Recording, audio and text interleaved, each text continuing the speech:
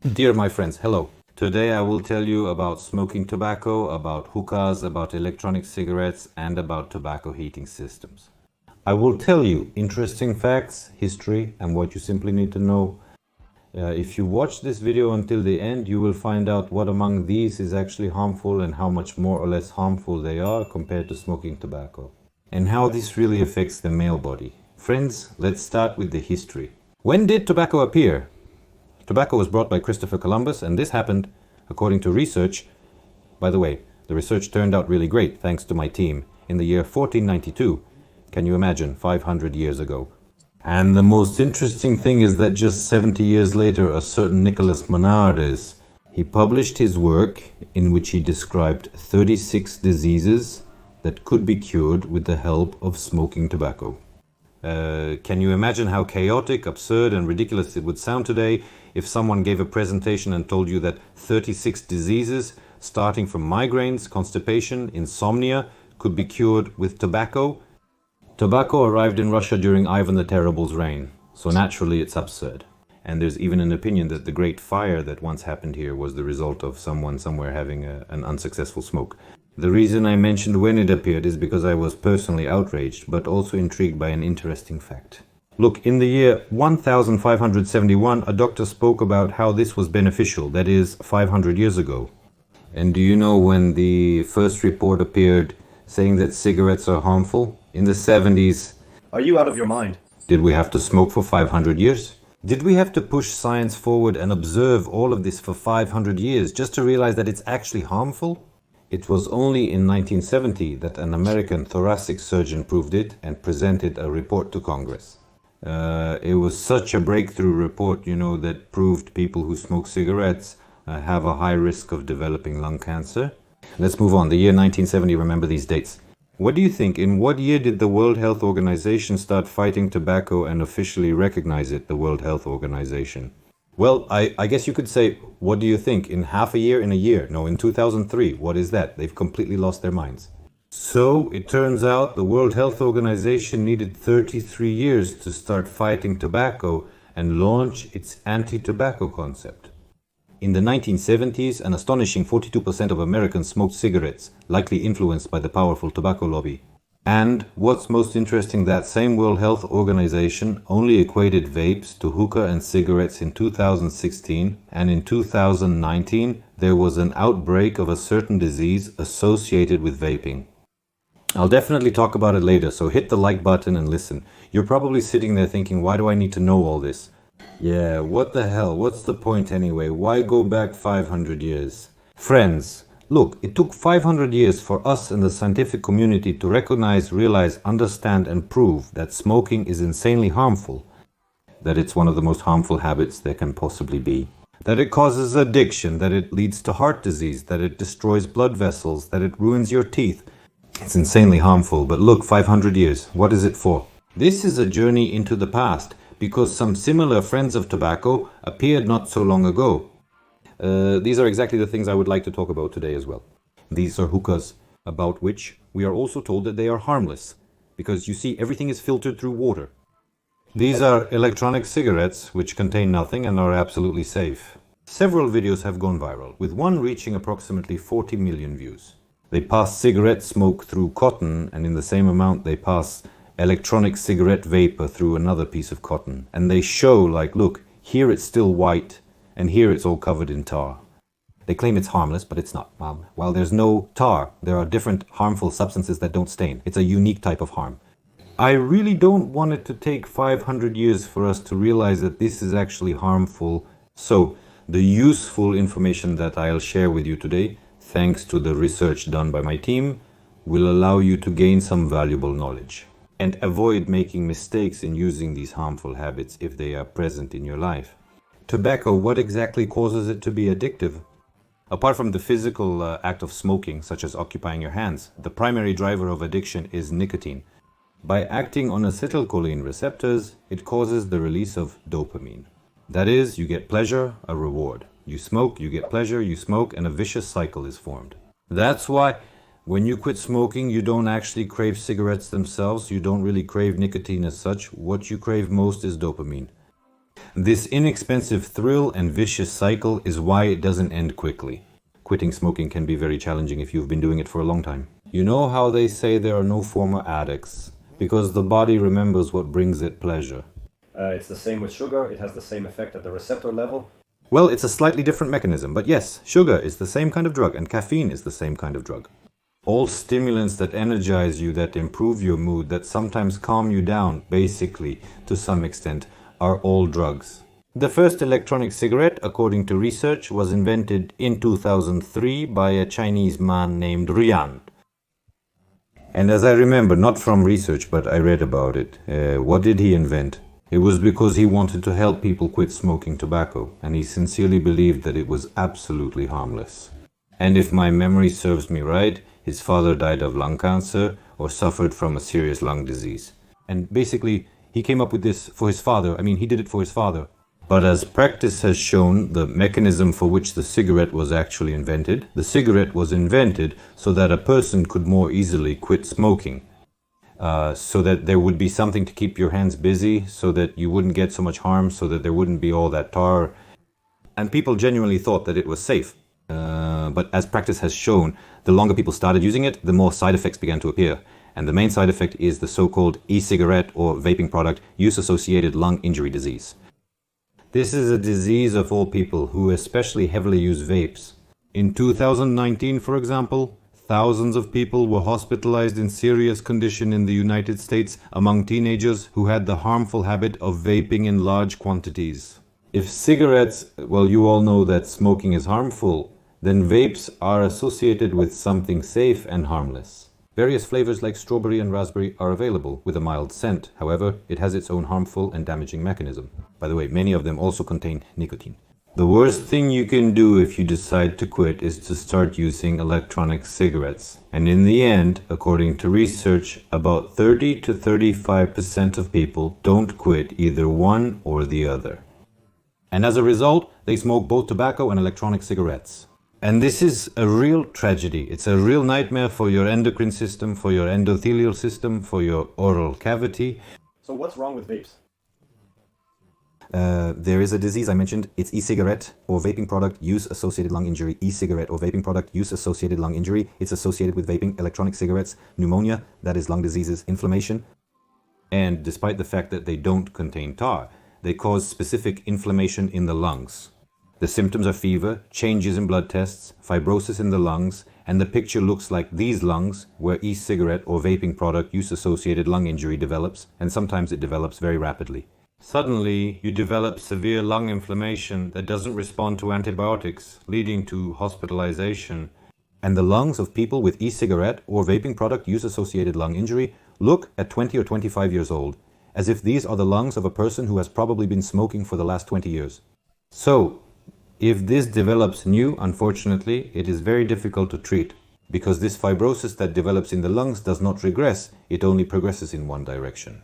Against the background of smoking electronic cigarettes, there may be inflammation in the lungs, maybe not as pronounced, maybe of a different origin, but inflammation develops in the lungs, which leads to impaired lung function.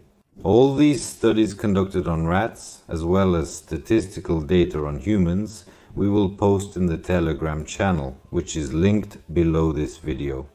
But what is the harm of electronic cigarettes, and why should we talk about it? I try to raise awareness through my channel, and that's why I ask for your support there. Sometimes I show it because if an ordinary teenager sees cigarettes, have you seen what today's cigarette packs look like? There's a picture of lung cancer, a picture of throat cancer, and the word impotence written on them. But what do vape shops look like? What do the stores that sell electronic hookahs look like? Everything is pink, red, with little flames. Everything looks so nice, visually safe.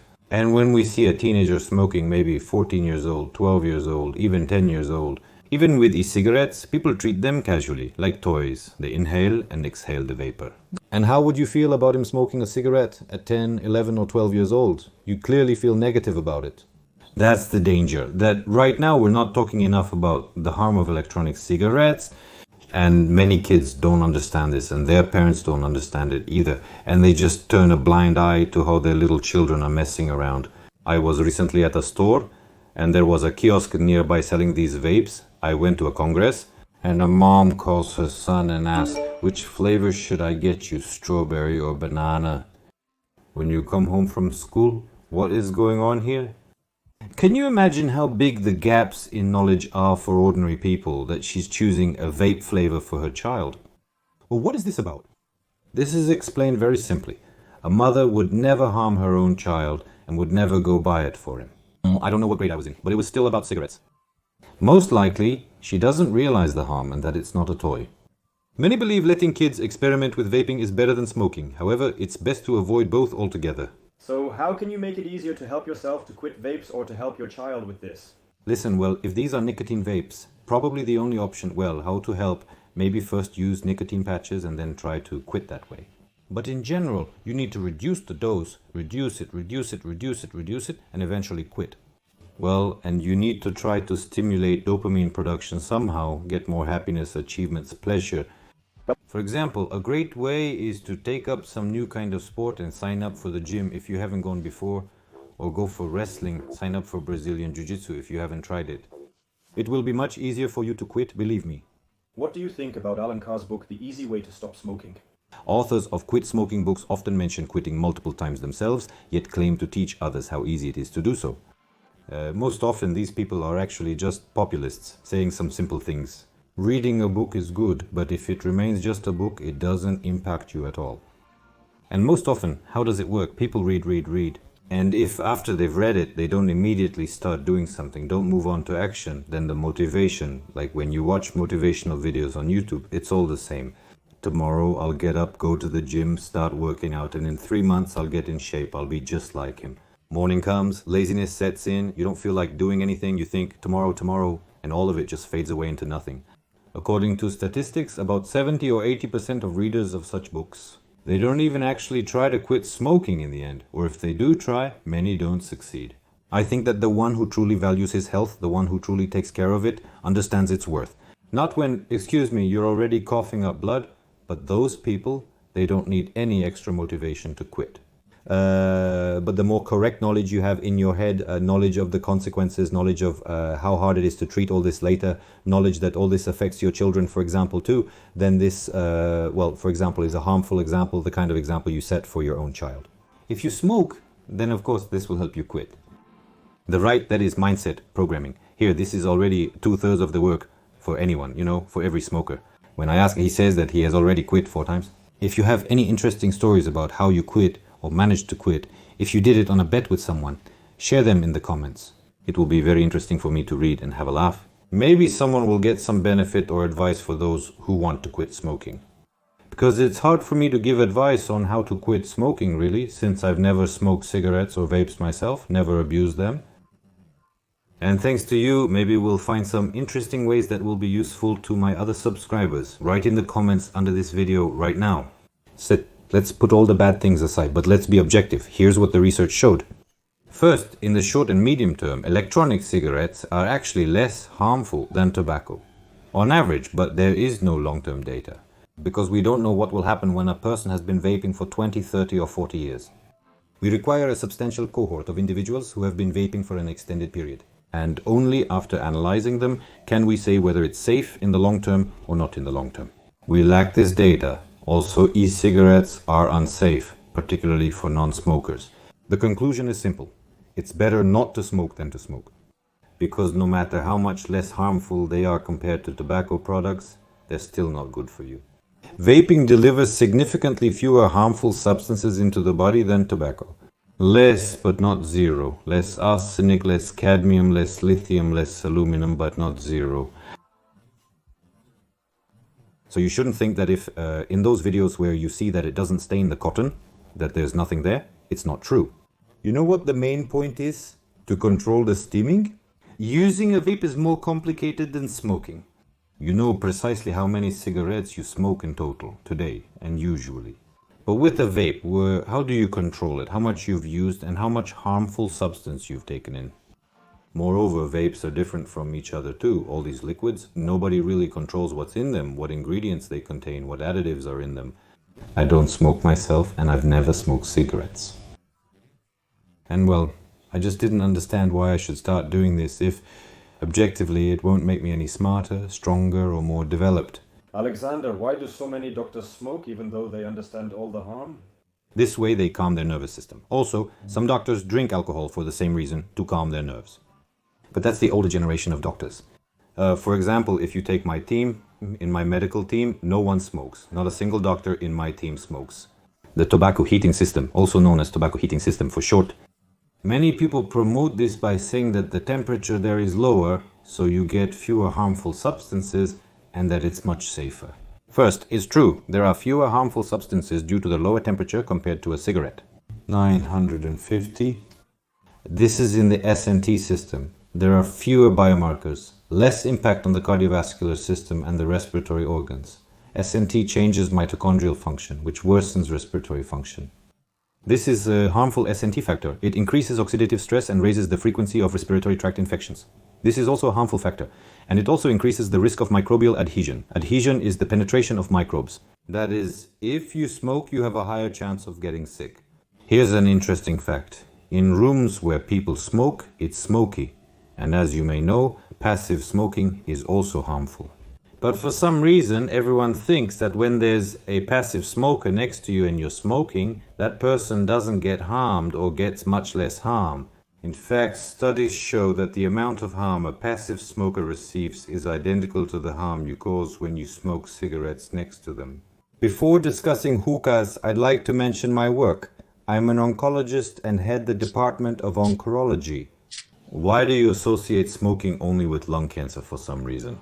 But 90% of patients with bladder cancer are smokers, and 80% of patients with kidney cancer are most often smokers. In all the guidelines, that is, in the manuals, it is clearly written in black and white that one of the main factors is tobacco smoking, and next comes obesity. Kalyan, I am honest with you. I am always honest about everything, and I will tell it like it is. I had a period in my life when I smoked Kalyan. Unfortunately, I have never tried a single cigarette, but again, at some point not realizing how harmful it was, I started smoking. When they told me that here I was a university student and the students were also from the university in the dormitory, they told me that everything here gets filtered through water, everything gets filtered out, it's not harmful at all. And since I didn't associate it with harm, but I wanted to join my group of friends, I wanted to pass around this smoke club and I liked it, I started smoking hookah sometimes. But over the years, when I gained awareness and understanding, and I actually delved deeper into this problem, I realized that it is actually harmful. That's why now I don't smoke hookah, because I don't need it. And briefly, let's look at what actual harm hookah causes. The dose of carbon monoxide in one hookah session is equal to that of smoking one pack of cigarettes. After smoking hookah, do you realize that in terms of carbon monoxide dose, it's equivalent to one pack of cigarettes? Second fact, the amount of tar in one hookah session is greater than in one pack of cigarettes. Yes, you filter it, you've seen how the color of the water changes when you smoke hookah, but still, it only reduces the percentage, it doesn't filter everything out completely. So, when it comes to tar in hookah, there's formaldehyde, acetaldehyde in hookah. Well, formaldehyde, let me tell you, we used to store corpses in the anatomy lab in formaldehyde. That is, they float in it. Formaldehyde is what preserved them. There was a terrible smell, and they were all grayish in color. It's a carcinogen. Carcinogens. Sometimes, if it got on your hand somewhere, the skin could peel off afterward. Can you imagine? This is in hookahs, this is in cigarettes. In a hookah, the dose is equivalent to just really 3 cigarettes, but in cigarettes you get, it turns out, quite a large dose of this substance. What do hookahs lead to? Well, according to statistics, it's constipation, fatigue, increased levels of heavy metals, lead, arsenic, thallium, wonderful compounds, insanely useful, probably. Why are we even telling all this? Well, probably so that you can fix it in your mind. You're smart people, I'm sure, educated, and you know all this perfectly well. And many things that we're told, that sugar, alcohol in large quantities is harmful. But sometimes people who inspire trust and have authority, if they remind you of this, it still becomes easier for you at the right moment to hold back. Not because you didn't know this before, I'm just helping you gather your willpower. By means of facts, by trying to fill your mind with knowledge and understanding of this. Given that you are intelligent, sensible, polite, and well educated. And if you are like that, then you won't let this go in one ear and out the other, you'll take it as important information, and maybe some of you will quit. Alexander, quitting hookah is challenging, especially when it's part of your routine and you regularly spend time with friends at the hookah lounge. I don't meet friends at the hookah lounge anymore. I just tell them I don't smoke, so let's not go there. If people respect you, it's the same as going to a beer bar, sitting together over a mug, but they know you don't drink. I don't drink alcohol and nobody tries to persuade me, but people who sometimes drink are easier to convince to drink more. But when you tell someone that you basically don't drink, they don't offer you any, you don't drink, a non-drinker doesn't drink, they leave you alone right away. But if you say, not today, they say, no, come on, try it. The same applies to hookah. When people know you don't smoke, they won't offer it to you. Well, for me, probably when I quit for the first 2, 3, 4 months, someone invited me somewhere once, and after hearing that I don't smoke, they didn't ask again. No one invites me to the hookah lounge anymore. They don't say, let's go sit and have some hookah. Instead, they'll invite me for a cup of tea or to have some coffee, or they'll come over to my place, but they don't invite me to hookah anymore. Of course, it's very hard when your whole circle of friends smokes, there's smoke everywhere, and sometimes you want to join in. I won't hide the fact that sometimes I want it too.